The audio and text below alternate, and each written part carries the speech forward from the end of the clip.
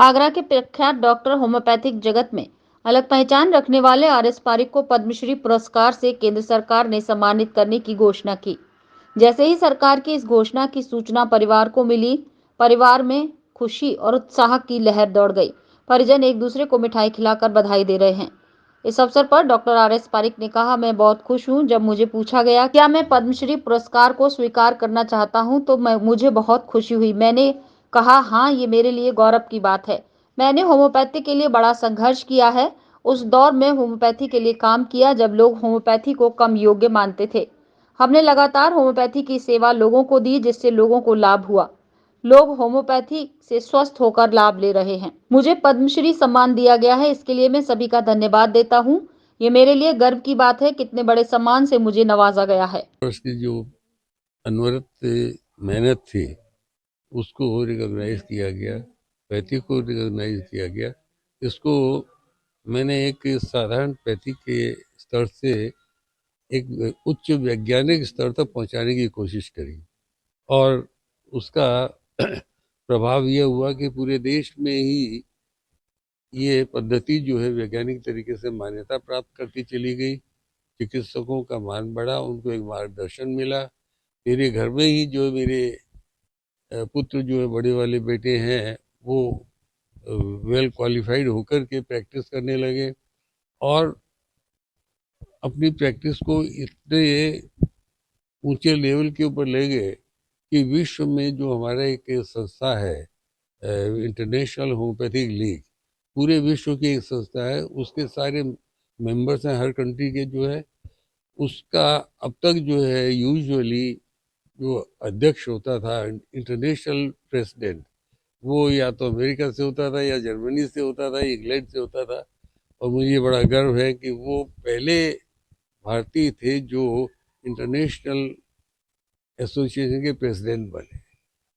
तो ये उसी वैज्ञानिक तरीके से प्रैक्टिस करने का ही असर था कि वो हमें धीरे धीरे करके रिकॉग्निशन मिलने लग गया पूरे वर्ल्ड में।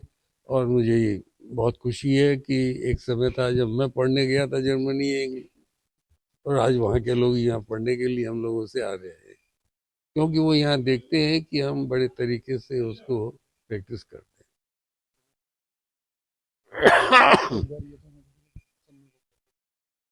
उस वक्त आज से 70 वर्ष पहले तक ऐसा ही रूप था उसका, और उसका एक कारण ये भी था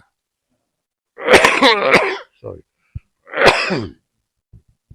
कि मैंने कभी भी किसी दूसरी पैथी को नकारा नहीं, क्योंकि कोई भी चीज़ परफेक्ट नहीं है। किसी में कोई अच्छाई है, किसी में कोई अच्छाई है। बहुत सी चीज़ें होम्योपैथी में अच्छी हैं, बहुत सी चीज़ें एलोपैथी में, इमरजेंसी मेडिसिन उसमें अच्छी है। तो बड़े लिबरल तरीके से मैं ये कह देता था कि look here, this is what I can do, ये मैं कर सकता हूँ। और जो नहीं कर सकता था वो मैं अपने मरीज से बड़े ऑनेस्टली कह देता था कि दूसरा कौन आदमी है जो आपको ज़्यादा अच्छा कर सकता है, और उसके बाद रेफर कर देता था। अपनी लिमिटेशंस को मैं जानता था कि मेरे यहाँ क्या कमी है। कमी से मतलब ये है कि अब जैसे पथरी का हुआ, और मैंने हजारों लाखों की तादाद में पथरी के रोगी ठीक किए। कई दफे ऐसी स्थिति आ जाती थी कि पथरी बहुत बड़ी है, उसको हम लोग स्टैग हॉर्न कैलकुली कहते हैं, जो कि असंभव है उस छोटे से रास्ते से निकलना।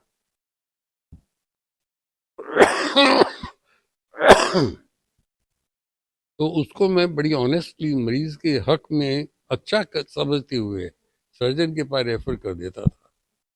कई दफे तो ऐसी स्थिति आई कि मरीज ने कहा, अरे साहब इतनों के निकाल दिए, मुझे क्यों आप सर्जरी के लिए भेजे? मैंने कहा, भाई देखो, आपकी ये बहुत बड़ी पथरी है, ये गुर्दे को फाड़ देगी, आप चले जाइए। सर्जन के पास रेफर किया, सर्जन ने उसको जो निकाल दिया, निकाल करके फिर उस वक्त की ऐसी ऑनेस्ट प्रैक्टिस होती थी, सर्जन फिर चिट्ठी लेकर मेरे पास भेज देता था कि मैंने अपना काम कर दिया, अब ये दोबारा न बने, इसके लिए आप। तो ऐसे तरीके से सिंसियर प्रैक्टिस की वजह से आगे बढ़े।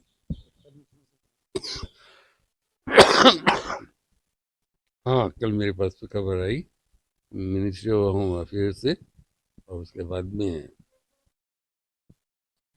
उन्होंने पूछा कि आपको स्वीकार है ये? Of course, with pleasure. और फिर उसके बाद में दोबारा फ़ोन आया कि आप ये